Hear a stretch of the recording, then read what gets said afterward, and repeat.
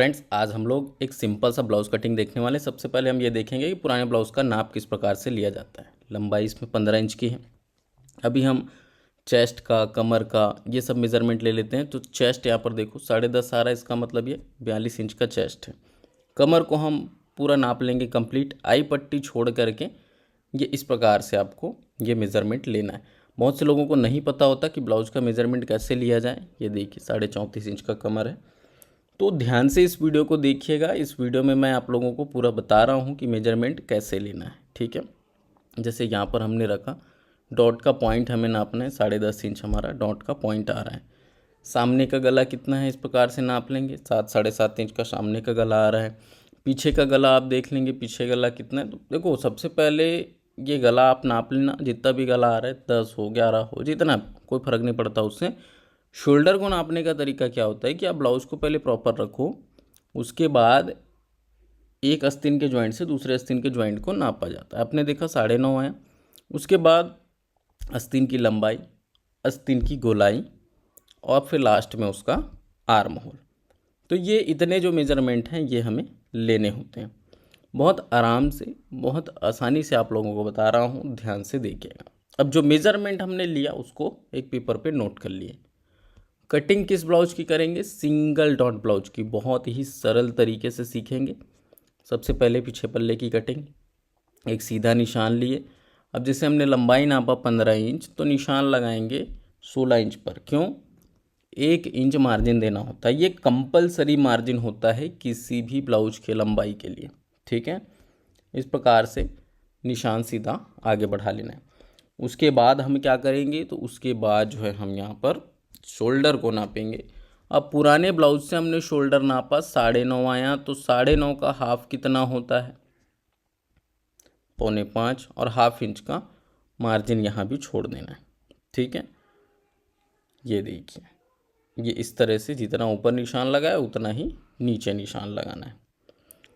अब क्या करना है, यहाँ पर एक आर्म होल के लिए सीधा निशान हम 6 इंच का अभी लगा रहे हैं, और इस निशान को सीधा आगे इस प्रकार से बढ़ा देना है। यहीं पर हम क्या नापेंगे? चेस्ट 10.5 इंच है, चौथा हिस्सा, तो 10.5 नापेंगे पहले। अब चूंकि ये ब्लाउज से लिया गया मेजरमेंट है, तो किसी तरह के लूजिंग की आवश्यकता नहीं है, सिर्फ सिलाई मार्जिन अलग से 1.5 इंच का छोड़ देना है। कमर की अगर बात करें, 34 इंच का कमर है, चौथा हिस्सा कितना होगा? 8.5, 1 इंच का डॉट और 1.5 इंच का सिलाई मार्जिन। इतना करने के बाद इन निशानों को प्रॉपरली मिला लेना है। ये देखिए, इस तरीके से इन निशानों को मिला लेना है। पहले मिलाने के बाद यहाँ पर हम क्या करेंगे? आर्म होल का शेप थोड़ा सा डाउन करेंगे, हाफ इंच जितना, ये देखिए, और शोल्डर को भी हल्का सा गले की तरफ डाउन करेंगे। ये सिर्फ डीप गलों में किया जाता है, ठीक है।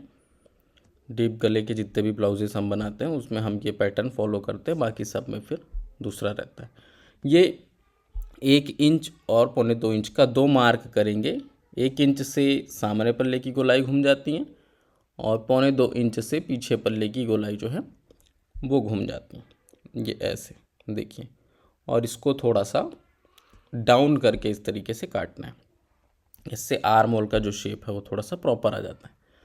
अब आर्म होल कितना है? 19.5 है, तो थोड़ा सा नाप करके देखेंगे। हल्का अंदर से नापना है, जहाँ सिलाई चलेगी वहाँ से। कितना चाहिए? 9.5 चाहिए। तो ये देखिए, ये आपका 9.5 इतने पे आ रहा है, ठीक। बाकी जो पोर्शन है उसको हम एक्स्ट्रा है उसको छांटेंगे बाद में, उसका एक टेक्निक आप लोगों को बताऊंगा।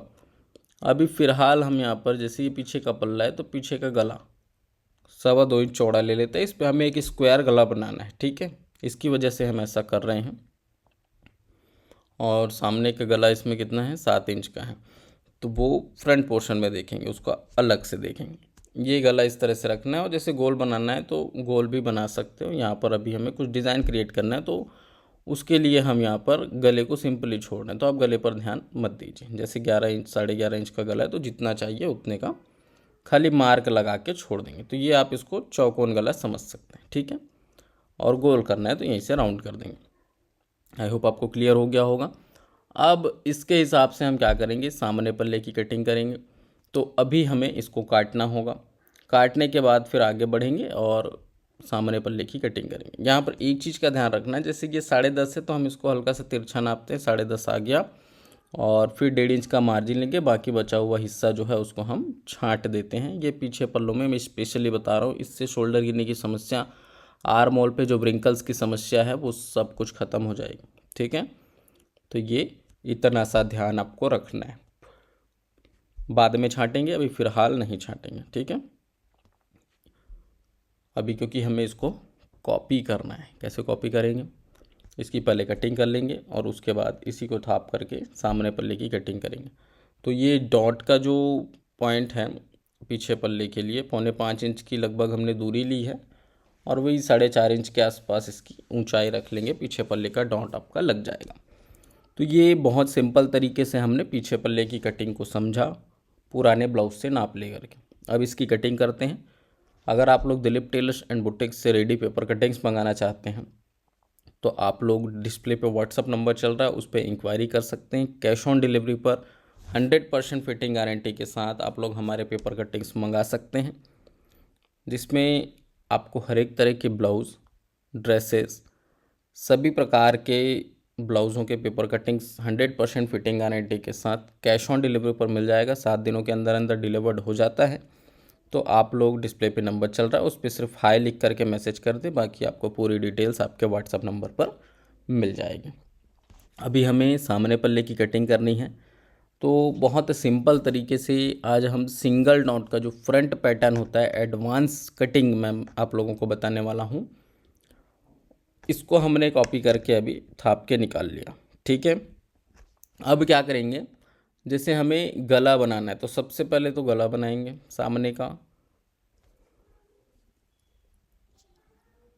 फ्रंट का जो आर्म होल होता है वो हम छांटते हैं, तो ये ऑलरेडी हमने गहरा करके निशान लगा लिया। ठीक है, गला जैसे मान लो 7 इंच रखना है, 7.5 इंच रखना है, जो भी आपको रखना है उसका आप मार्क करोगे। गोल गला देना है तो यहाँ पर लगभग जो चौड़ाई है 2.25 इंच, 2.5 इंच इस तरह से रखेंगे। नीचे चौड़ाई थोड़ा बहुत बढ़ा सकते हैं गले की, और उसके बाद यहाँ पर हम शेप दे देंगे। ठीक है, ये इस प्रकार से शेप दे दिए गले का। अब क्या करना है, यहाँ पर ये हल्का सा इसको उठाना है ऊपर की तरफ, और ये वाला जो लाइन है ये ले जा करके इसको ऊपर मिला देना।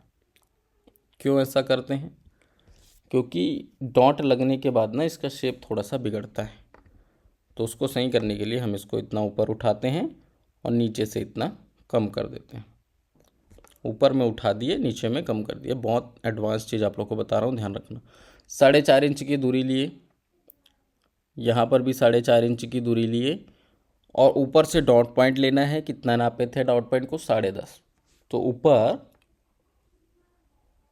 थोड़ा सा छोड़ देना है, 1/2 इंच का मार्जिन छोड़ के 10.5 इंच नाप लेना।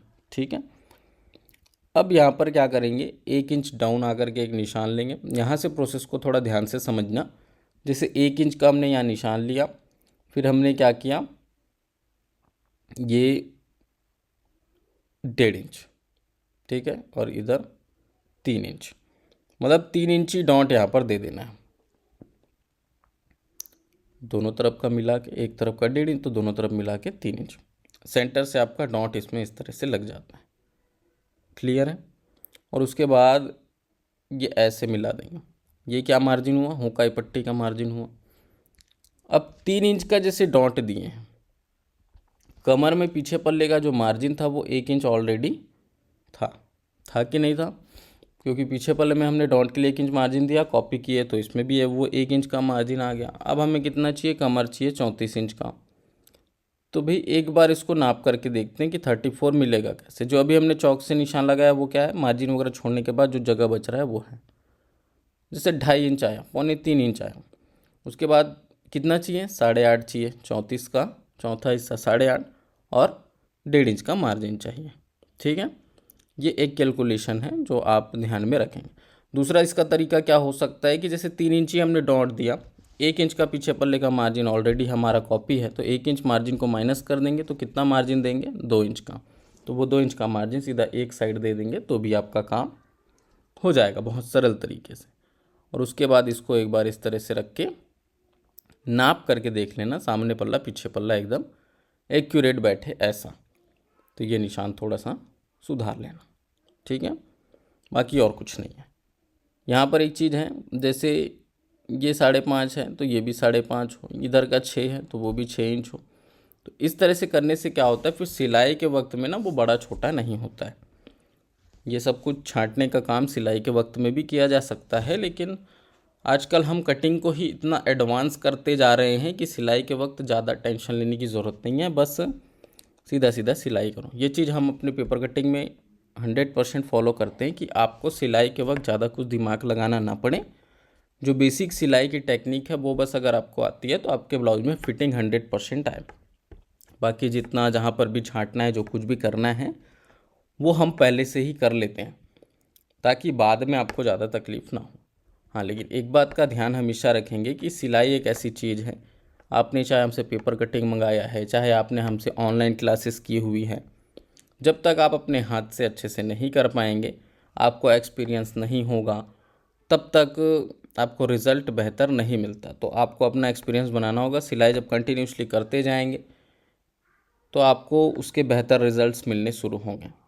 ऐसा नहीं है कि आपने एक ही ब्लाउज़ बनाया, आप सोचेंगे मेरा ब्लाउज़ अच्छा नहीं बना, बिगड़ गया, ऐसा नहीं होता है।